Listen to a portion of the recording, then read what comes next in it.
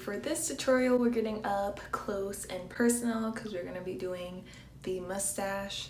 And to be honest, I have been waxing for so long that I don't have a lot anymore. I really just have hairs growing on each side, so it's like a minute to wax. And I love using sugar to do it because it's such a small area, it's super easy to use. And so we want to do the 3 steps for prep, which is clean, trim, and powder. And so I'm going to clean just with a wet rag.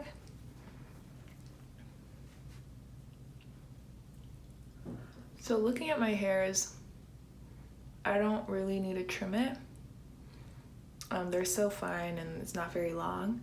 But if you have hair that's maybe over 1/4 of an inch, or you just feel like it's very long, then just take some scissors and just trim around it a little bit, and that will make the waxing process a little easier. Alright, so next is the powder part. I'm just using simple baby powder, but if you don't have baby powder, you can use almond flour, tapioca flour, cornstarch, just anything with that substance. Regular flour is fine too. If you don't have flour, that's fine. Just make sure it's super dry, but I just like tapping it on very lightly, and I just feel it absorbing the moisture. Starts getting very dry, which is what we want. All right. There are 3 ways we can wax our stash. One is with the hands, one is with the stick, the stirring stick that I have in the kit, and then the other one is with the strip. So I'm gonna show you all 3 of them. When waxing your mustache, you do want wax that is a little hotter than what you would use for your armpits or your bikini area, maybe parts of your leg. So you do want it to be pretty gooey. So I have such a big container that there are some hotter areas than the others, so I'm gonna grab kind of the warmest area. Really, you need very little for your mustache, or at least for my mustache. Maybe about this much. I'm gonna knead it a little bit. So if we're going to use the hand method, what I like to do is I first examine the growth of hair and what direction it's going. So for most people, your hairs grow down on each side. So kind of have to be a little flexible with your arm movements. I want to mold it up.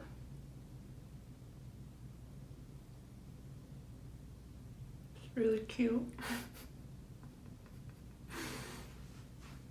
Alright, maybe you want to mold it again. And I heated my wax up for another 15 seconds just to get at that gooey stage. First, you see my old wax in there that I put in because I can still reuse it. But you see how it kind of moves? Oh! You want it to kind of look like lava if you're doing the strip method or the stick method. So, number 2 is the stick method. Okay, I do want to caution you that you want to check the temperature to make sure you don't burn your face. Please check the temperature. Alright, so now I have a little glob on my spoon, lightly tapping it to make sure that it's not hot. It goes down, so it's a lot easier to use the stick to pull up, to mold it up. So I'm gonna hold it taut.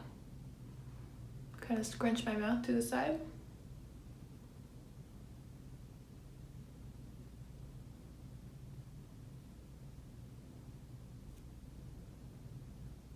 Okay.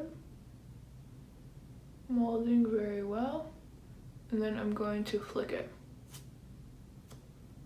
Alright? And it's completely gone. Third is the strip method. And for the strip method, you want to take your strip and just cut widthwise to however many pieces that you need. I'm gonna cut 2. That first one was a little skinny, so maybe about I don't know, like 3/4 of an inch. And these are just gonna be your mini strips. So you want to grab some wax. You want to make sure it's not hot. All right, make sure it's cooled down. I like using a swirling method to help get the wax off. And then mold this up in the opposite direction of hair growth.